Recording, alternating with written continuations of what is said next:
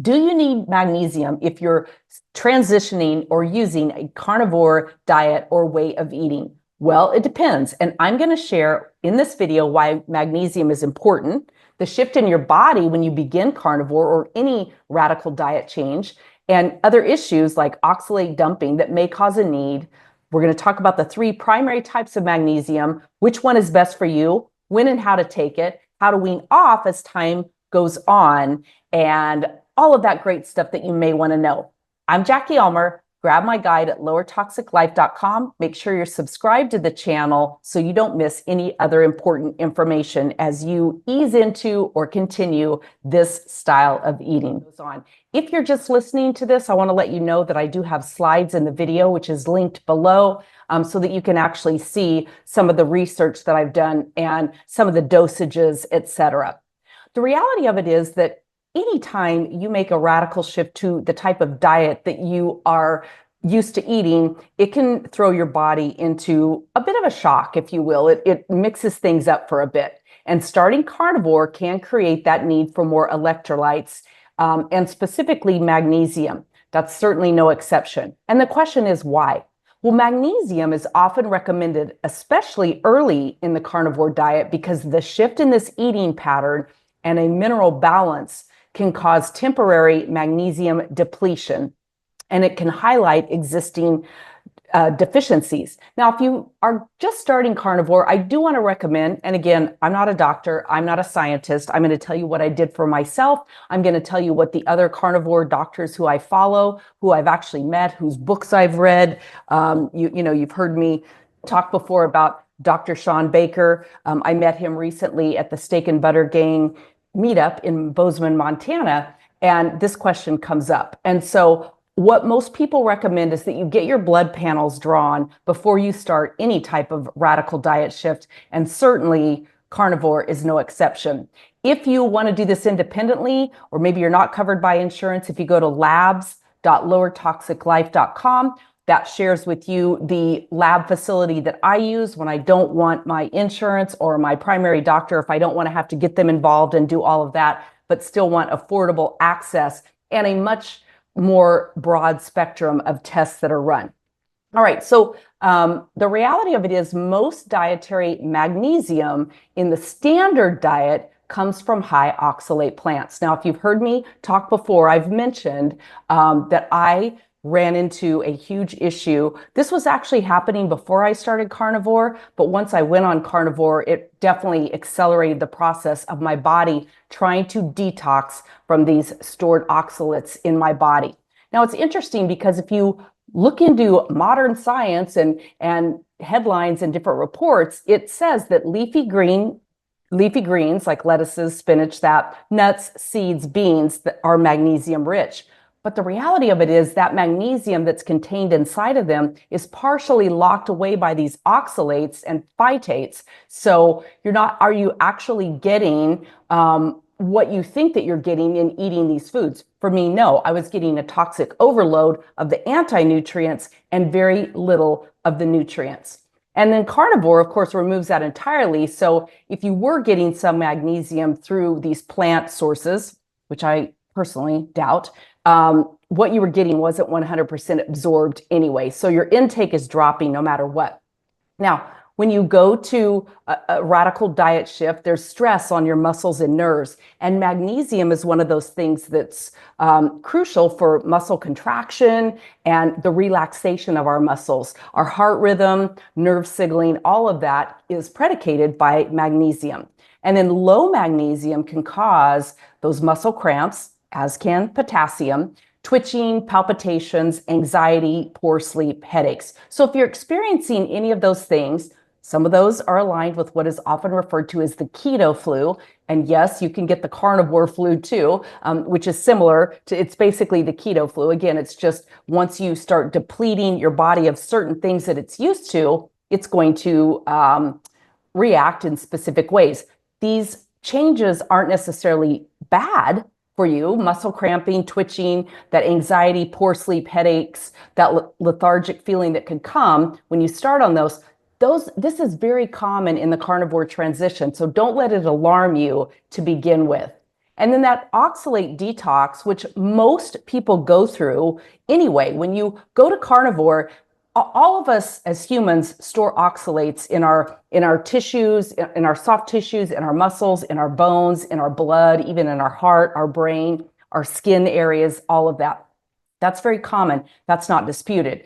How different bodies are going to go about releasing that is what can be a little bit different. So if you're like me and you went through a radical shift of oxalate dumping, it can really mess with the magnesium, because when you lower the oxalates, the magnesium that you already have can bind to the oxalates that are in your gut, in your tissues, all of that, helping to excrete it. But of course, that's what's going to deplete your system of some of that magnesium. And, that's not always a good thing, for sure, because we need that magnesium. The stress and adrenal health, okay, magnesium plays a huge role in that. And so in the beginning, that original stressor can be challenging. Now, it's funny, I wanted to do a little research on this. So I asked ChatGPT, which, by the way, I don't swear by. I've learned how to question it in all different ways and get it to contradict itself, which it actually did today. So I asked it, and the very first suggestion that it made about why magnesium is often suggested when you begin a carnivore diet, it said that most humans get their magnesium from plants. I thought, really? I'm not sure that magnesium is truly bioavailable. So I then asked, well, how bioavailable is the magnesium in these plants for humans? And it appears not so much, because, and again, this is where I say how misled we've been by food science.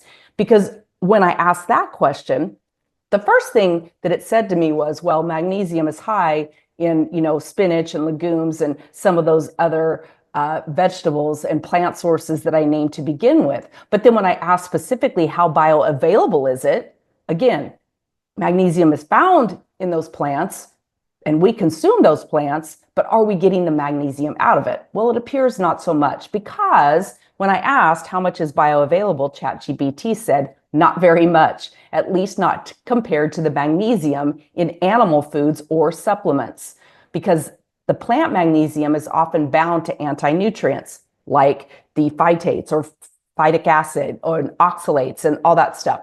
They bind to these minerals, and which reduces the absorption in your gut. So spinach, and it's funny that ChatGPT said this, spinach has a lot of magnesium on paper. This is quote that ChatGPT has pulled from some of those papers that are out there, but it's also one of the highest oxalate foods. So most of that magnesium is not actually available to you.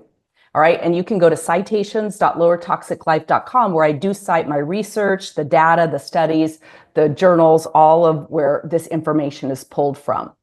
All right. So that's a big part of what to know.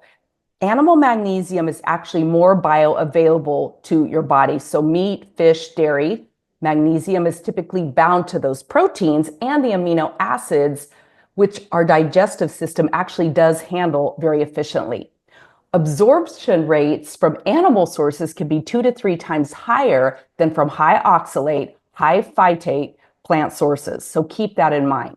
So people switching to carnivore often see a drop in magnesium intake in the beginning, especially if they were relying largely on those nuts, seeds, leafy greens, etc. But the absorption efficiency will go up over time because there's no more anti-nutrients blocking it. Okay, so that's kind of it in a nutshell. And I mentioned I'm going to share with you the different forms, what I take, some of the magnesium cocktails that I do in this clip from an earlier video that I did. I'm going to talk about those things, but I wanted to give you a quick rundown on the different forms of magnesium, because again, that can be so confusing.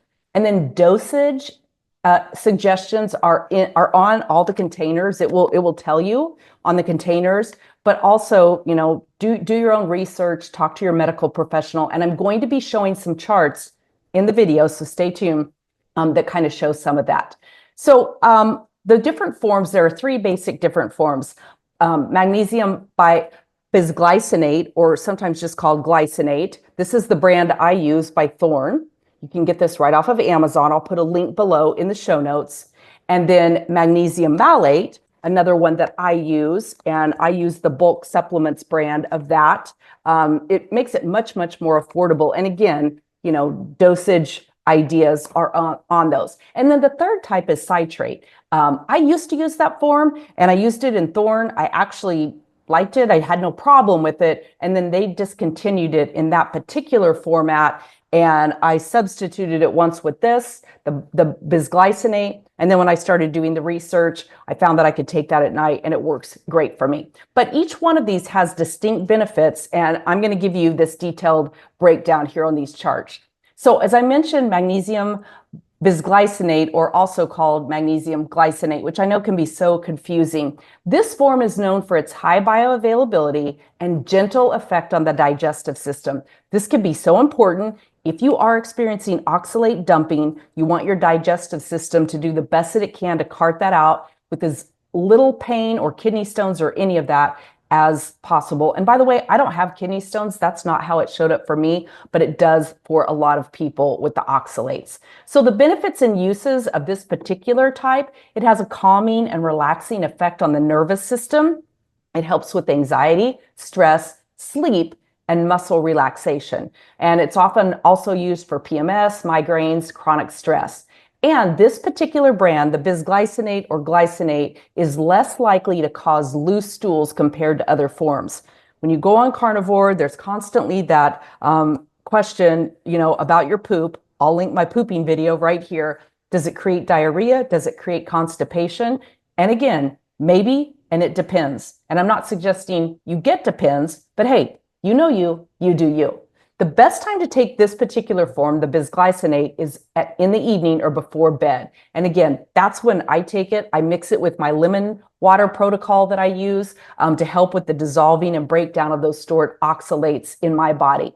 And you can take this with food. It says ideally with food is best for absorption, but it's gentle enough to take on an empty stomach. And I have for years, and it's done fine. Now, the second one, the magnesium malate, and again, I'll put a link below to this particular one by Bulk Supplements. And I did some research also on the Thorn brand, the Bulk Supplements, and Now. Those are the three, and Pure Escapulations, I think it is. But, I have a few set groups of supplement companies that I tend to default to all the time. So if you have any questions, drop it in the comment below, and I'm happy to answer those. So magnesium malate, the benefits and uses, it helps with fatigue, muscle soreness, fibromyalgia. It supports energy production, and it's noted that it can help with chronic pain or exercise recovery.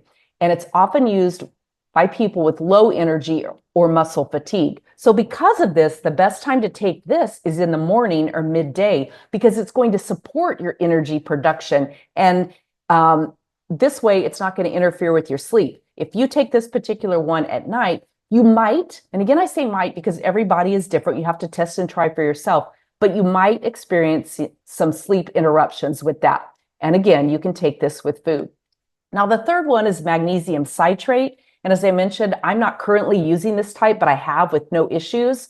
It's bound to citric acid. It has good bioavailability, and it has a mild laxative effect.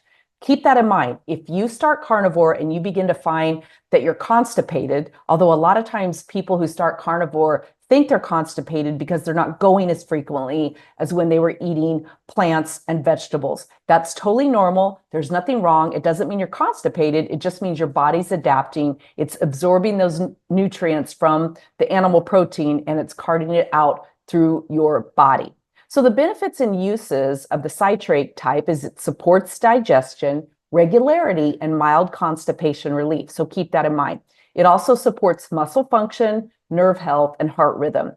And it's a good general purpose magnesium if constipation is an issue. That is not my particular issue with the oxalate dumping. You can even use that word dumping and kind of get a clue what I'm talking about. The best time to take this, again, is morning or early evening, especially if it's used for constipation. You don't want to take this right before bed. And again, you can take this with food. So I've got these charts that I've shown here that give you a little bit. This summary comparison chart is just going to quickly detail for you what all that means. And then, of course, like anything, the biggest tips, start low and increase slowly so that you can assess your own personal tolerance with consuming this. And then consider rotating forms if you need multiple benefits. I am typically taking magnesium malate in the morning with my lemon water, and then I take the glycinate or bisglycinate at night with my lemon water. You don't want to start with taking high doses all at once. Split it up throughout the day, which is why I take it twice during the day. And then, of course, if you have kidney issues, if you're on medications, check with your healthcare provider. And then one of the questions that comes up is, am I going to have to take this forever? If I go carnivore, am I going to have to rely on supplements forever? And again, this depends. Dr. Sean Baker, who did write the carnivore diet, who I'm always talking about, he stated in many videos the supplements that he takes, and magnesium is not on his list.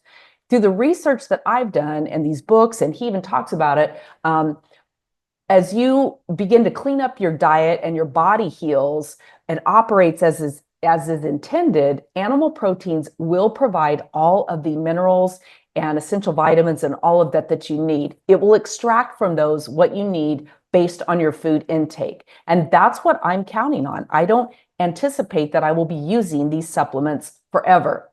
Electrolytes, maybe, but I know plenty of carnivores who have been long-term who don't do extra electrolyte supplementation. I feel like it's a good thing with as depleted as our water sources are. So you can always make your own, mix a little bit of magnesium, potassium, and sodium, or, salt, to lemon water, and it does a great job. Or you can even mix it with coconut water, and that does amazing as well. And again, just test for yourself, try, reduce as you can. Pay attention to your elimination system, your digestive system. Are you sleeping well? Are you getting muscle cramping? Just pay attention because your body will talk to you. And then, of course, get your blood panels done regularly so you can monitor for yourself what's going on. You can go to labs.lowertoxiclife.com for the resource that I use and recommend. Now, the recipes that I'm going to share in this video clip next do include cherry juice. I buy the 100% tart cherry juice from Trader Joe's. Doesn't have any extra sugars or any of that. And I use literally 2 ounces of this, mix it with also apple cider vinegar. Okay, I mix it with my apple cider vinegar and then a little bit of bubbly water and my magnesium, and it makes a nice little evening cocktail, as I mentioned. And then I also share kombucha. I use the Trilogy flavor. And again, same thing. I mix it maybe 2 ounces with some soda water and just enjoy that. But these may be triggering for you depending on how pure carnivore you are, whether you're doing some oxalate shedding. If you are triggered, if you have a sugar or carb addiction, these might not work well for you because they do have that sweetened flavor, and that can really mess up a lot of people.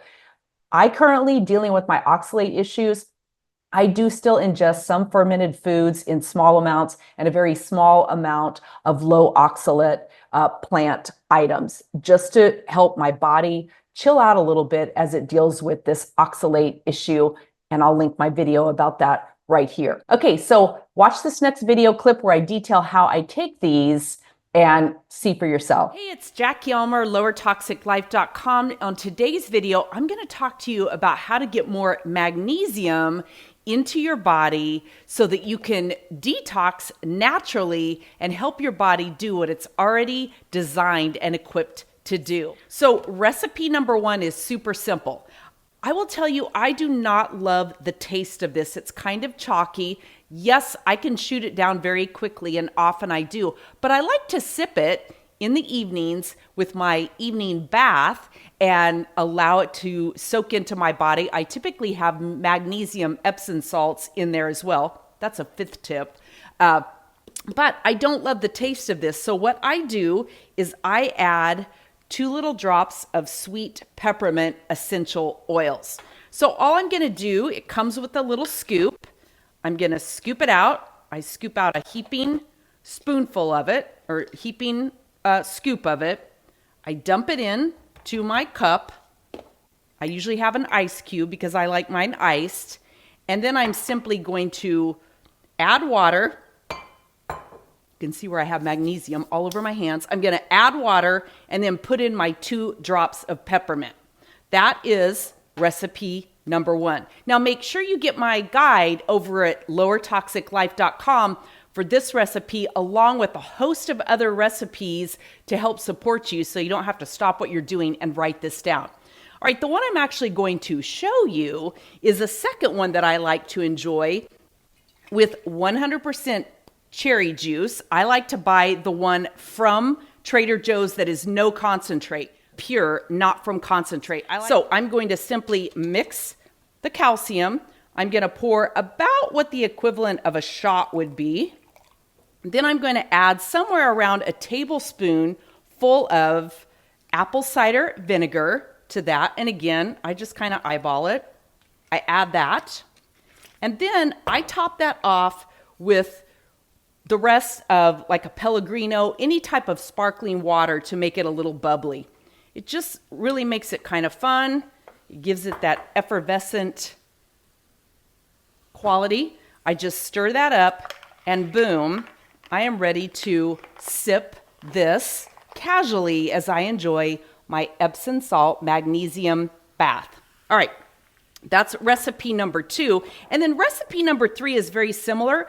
I like to drink the trilogy, I guess it is, the Synergy Raw Kombucha tea. I will mix a little bit of this, sometimes some bubbly water, although this is a little effervescent too, and pour my same spoonful of magnesium into that, stir it up, and consume.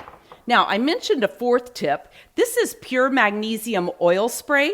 I'll have a link below for that as well. This is something, ladies, I use this as antiperspirant, kind of deodorant, more like deodorant. It doesn't stop me from sweating, but I'm not a huge sweater, but I will just spray it under my pits when I'm not going to be out like meticulously in a situation where I absolutely don't want to sweat, but just on a daily basis. And then I also will squirt this and rub about 2 to 3 squirts of it on the bottom, the soles of my feet after my bath, and I will allow that to infuse my body. The soles of your feet is a great way to infuse your body with whatever you want. Just take a little bit of this or peppermint or garlic and rub it in the bottom of your feet. Allow about 30 seconds and you should taste it under your tongue in pretty short order. And then, of course, I want to remind you that sipping any one of these magnesium cocktails is fabulous while you're soaking in the evening in your Epsom salt bath, which also contains magnesium, and it allows it to absorb through your skin and really creates a delightful feeling and get you ready for fabulous sleep. All right, I'm Jackie Elmer. Grab my guide at lowertoxiclife.com. Make sure you're subscribed to the channel. I do have a carnivore playlist here. If you're curious about my journey, why I started it, what I've experienced, everything from 12 days to a couple months to 6 months to a year and so on. And then subscribe to the channel, give me a like, let me know what thoughts you have or suggestions, and I'll see you on the next video.